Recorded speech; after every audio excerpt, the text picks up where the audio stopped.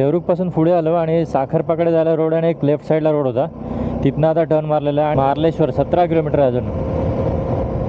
खूप दिवसांपासूनची इच्छा होती की मार्लेश्वरला यायचं. मागच्या वेळेस पण आपण गणपतीपुळे केला, त्या राईडला पण असं वाटत होतं की मार्लेश्वरला जायला पाहिजे ॲक्च्युली. आता काय करतोस तू? नट नाही घेतात का तुला? अरे हा राहायला घ्यायचा. आता मी काय करतो, याला काढून ठेवतो. पुढे काय गॅरेज भेटेल ना तिथे सेम साईजचा जर बोल्ट भेटते का बघूया. गॅरेज होता मागे एक, आता बघू पुढे असेल एखादा.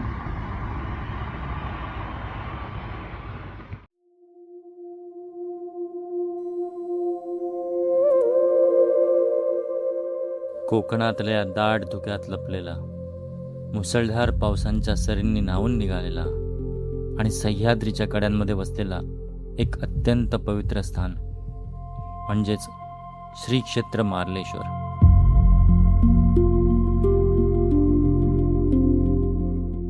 आज आपण आलोय रत्नागिरीतील एका अशा मंदिरात जिथे निसर्गाचं रौद्र आणि सुंदर रूप, भक्तांची अढळ श्रद्धा यांचा एक अद्भुत संगम पाहायला मिळतो.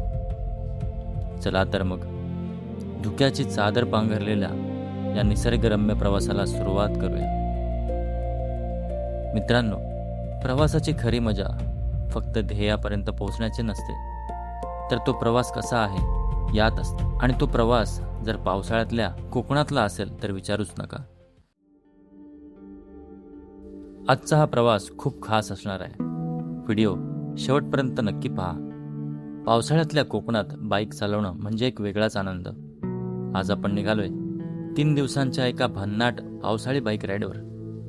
आमचा प्रवास सुरू होतोय पेण शहरातून. आज पहिल्याच दिवशी आपण परशुराम मंदिर, राजवाडीचे सोमेश्वर मंदिर आणि थेट धुक्यात हरवलेल्या मार्लेश्वराचे दर्शन घेऊन मुक्कामासाठी देवरुखला जाणार आहोत. चला तर मग सुरू करूया हा निसर्गरम्य प्रवास.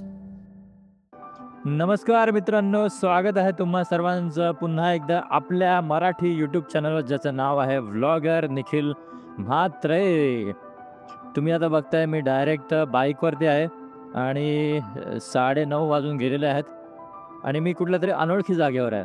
आणि ती अनोळखी जागा म्हणजे आता मी पोचतोय खेडला.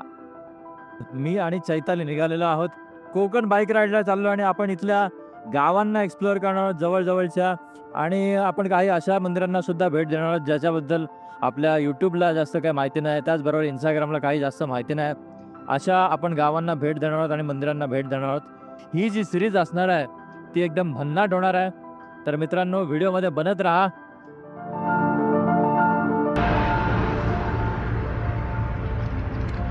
काय होतं तर मित्रांनो, खेडच्या पुढे जिथे भोसले घाट चालू होते तिथे आम्ही उभा राहिलो थोडंसं खायला आणि ड्रोन उडवायला.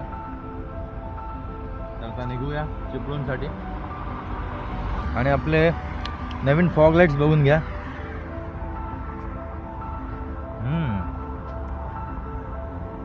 भारी भारी मोड आहे त्याच्यामध्ये. आता हा डेव्हिल आयचा मोड आहे, लाल लाईट चालू राहतील. चला.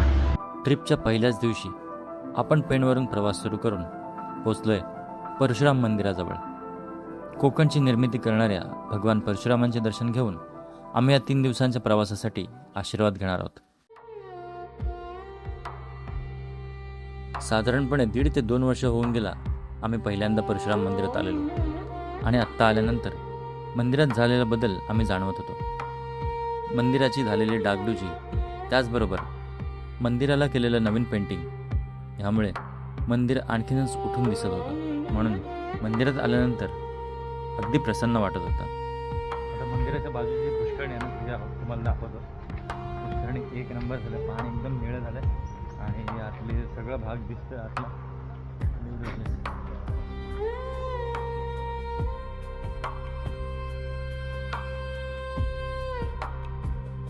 पुष्करणीच्या बाजूला या रेणुका माता मंदिराच्या मागे पण एक विहीरसारखं छोटंसं आहे, त्याला पाण्याचं कुंड म्हणू शकतो. त्याच्यातलं पण पाणी एकदम निळं आहे.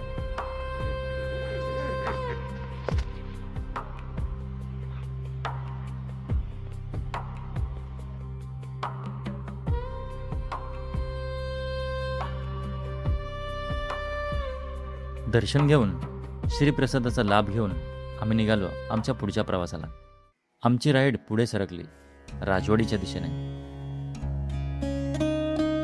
कोणत्याही राईडला जाण्याआधी पूर्वतयारी असणे हे किती महत्त्वाचं असतं ते आता आपल्याला कळणार होतं. अचानक बाईकच्या रिअर व्हीलमधून आवाज यायला लागला आणि आम्ही लगेचच गाडी थांबवली चेक करण्यासाठी. आणि पाहतो तर काय, कालच बसून आणलेला टायरचा मडगाड आवाज देत होता. मला झाला पाना बिना आणलाय सगळा. बापरे, तू पान काय माहितीये काय, हा जो लावलाय ना मडगाड तो लावून आणला ना तेव्हा पण लूज झाला होता. तर मी बोललो की परत जर असं झालं तर लफडा नको, त्याच्यामुळे पाना घेऊनच आलोय मी.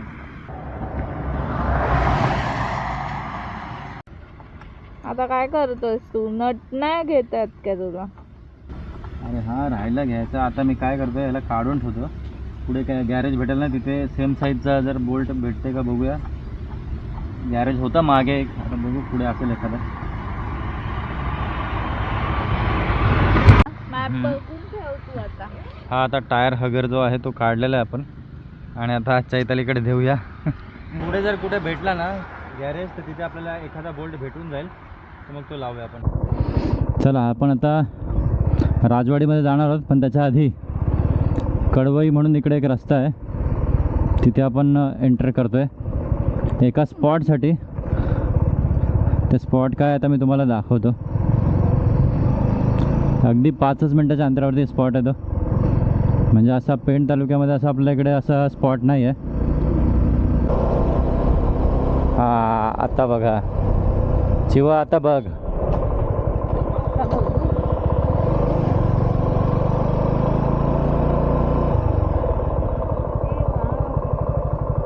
हे ट्रेन येते ती बघ. ते उडव ड्रोन. हाय शपथ, उतर पण तू पटकन उतरशील तर.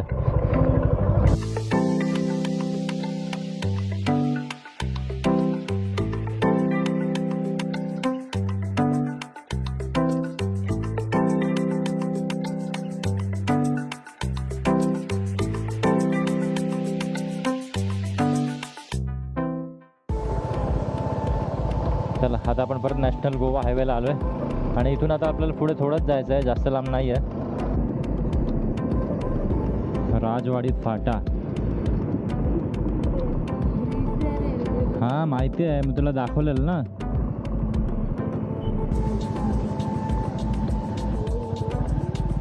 हे आहेत म्हशी, काका म्हशी जरा चालत.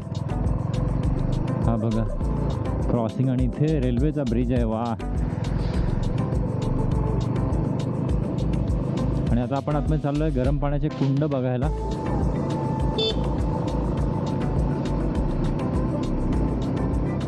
रस्त्यात जाता येताना कोण भेटत पण नाही, त्याच्यामुळे थोडंसं असं वाटतं की आपण एकटेच आहेत का काय ते. पण हा जो रस्ता आहे तो मी आधीच गुगल मॅपवरती बघून ठेवलेला आहे, त्याच्यामुळे मला माहिती आहे की इथे कोणच नसणार आहे. गावात येणारे जाणारे कमी असतात. हे आहेत ॲक्च्युअल गावं कोकणातली. कोणी दिसत पण नाही घराच्या बाहेर.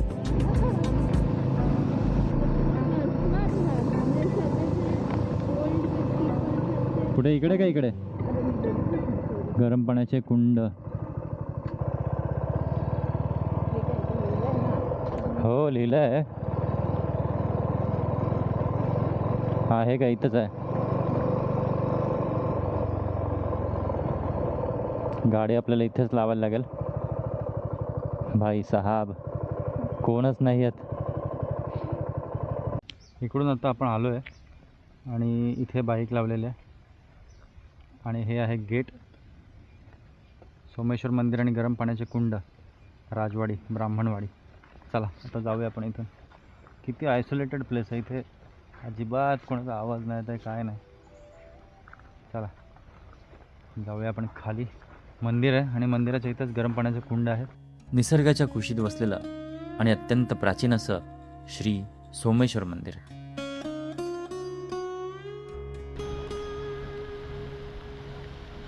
मंदिराच्या आवारातली शांतता आणि चोहोबाजूला असलेली हिरवळ मन प्रसन्न करून जाते.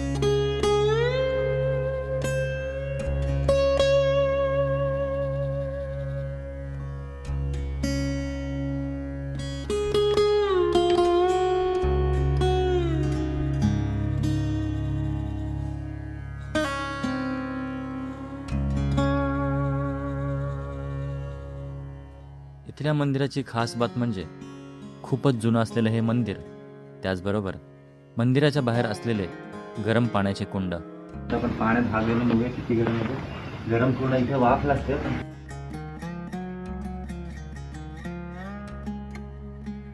कुंडात पाणी सतत येते, कंटिन्यू येते, त्याच्यामुळे बघा हे इथे ठेवलेलं आहे गरम पाणी आंघोळीसाठी आणि इथून पाणी कंटिन्यू येतंय, बाहेर येते ते बघा.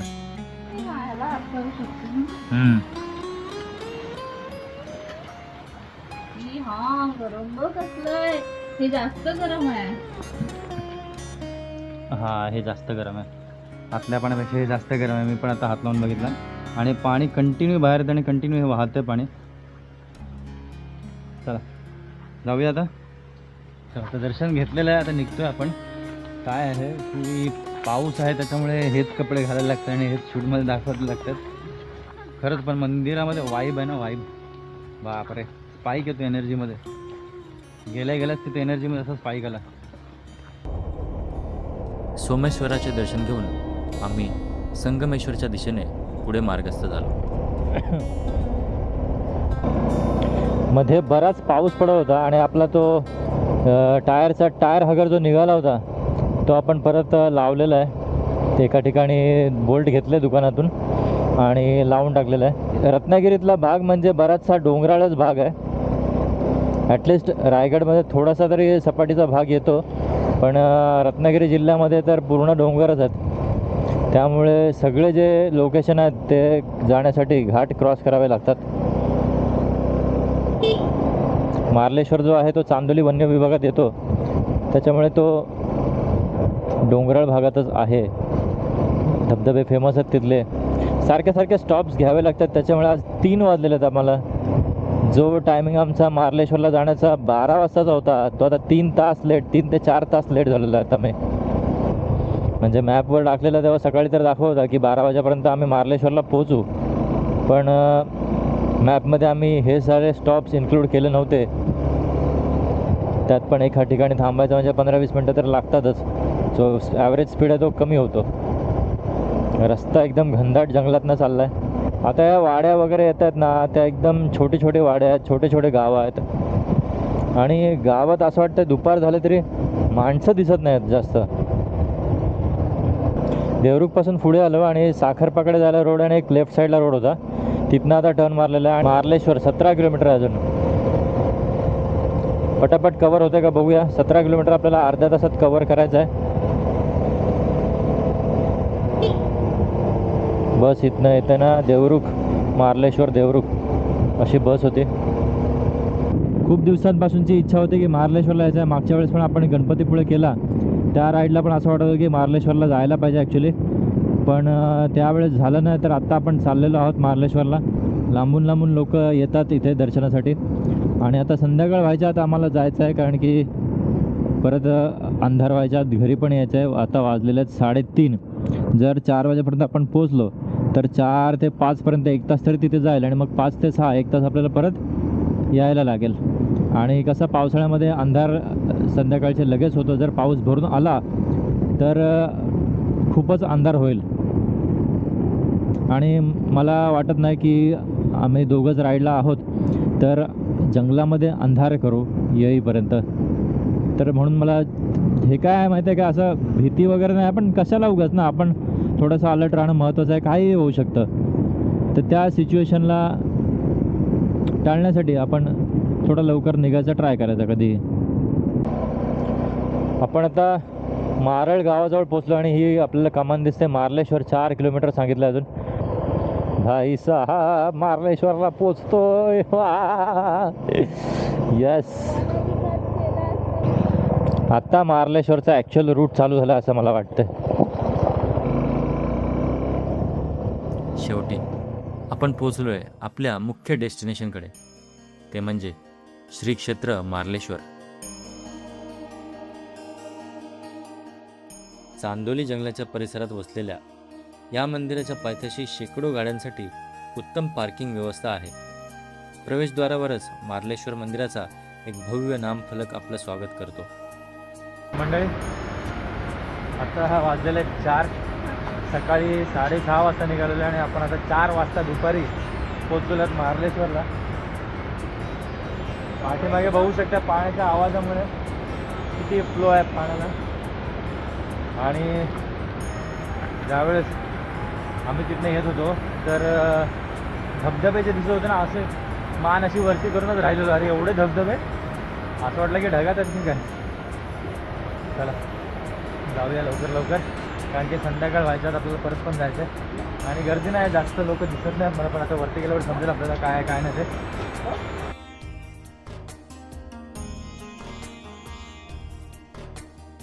मंदिराकडे जाण्यासाठी साधारण 500 ते 600 पायऱ्या चढून जाव्या लागतात. या वाटेवर दोन्ही बाजूला प्रसाद, पूजा साहित्य आणि ताज्या फुलांची अनेक दुकाने आहेत. आजूबाजूला सुमारे 2500 फूट उंच डोंगरांवरून कोसळणारे पांढरे शुभ्र धबधबे पाहताना हा टप्पा चढतानाचा थकवा पार निघून जातो आणि प्रवास पूर्णपणे भक्तिमय होतो. पायऱ्या चढून वर आल्यावर आपण पोचतो मुख्य मंदिरापाशी. मंदिराच्या बाहेरच गंगाकुंड हे पवित्र जलकुंड आहे आणि समोरच दिसते ती दगडांनी बनवलेली एक नैसर्गिक गुहा. या गुहेमध्येच श्री मार्लेश्वराचे स्वयंभू शिवलिंग विराजमान आहे. गुहेच्या शांत वातावरणात पुजाऱ्यांच्या उपस्थितीत जेव्हा आपण महादेवाचे दर्शन घेतो तेव्हा एक वेगळीच आत्मिक शांती अनुभवायला मिळते. दर्शनानंतर गुहेच्या बाहेर आल्यावर समोरच एक सुंदर व्ह्यूइंग डेक बनवला आहे आणि इथून दिसतो या यात्रेचं सर्वात मोठा मुख्य आकर्षण, भव्य धारेश्वर धबधबा. उंच डोंगरांवरून कोसळणारा हा धबधबा खरोखरच अद्भुत आहे. वास्तविक पाहता हा धबधबा 4 ते 5 टप्प्यांमध्ये खाली येतो, पण डोंगराच्या दरीमुळे आपल्याला इथून त्याचा एकच मुख्य टप्पा स्पष्ट दिसतो. पावसाळ्यात या धबधब्याचं रौद्र आणि सुंदर रूप पाहणं हा एक अविस्मरणीय अनुभव आहे. उंच उंच असणारे सह्याद्रीचे डोंगर आणि त्यावरून होणाऱ्या असंख्य धबधब्यांचा वर्षाव, खरंच पावसाळ्यातील हे दृश्य अनुभवण्यासाठी नक्की एकदा तरी या. तर मंडळी, आपलं आता दर्शन घेऊन झालेलं आहे आणि आपण आता खाली आलेलो आहोत उतरून. तर इथे हॉटेलमध्ये एका ठिकाणी नाश्ता करायला बसलोय.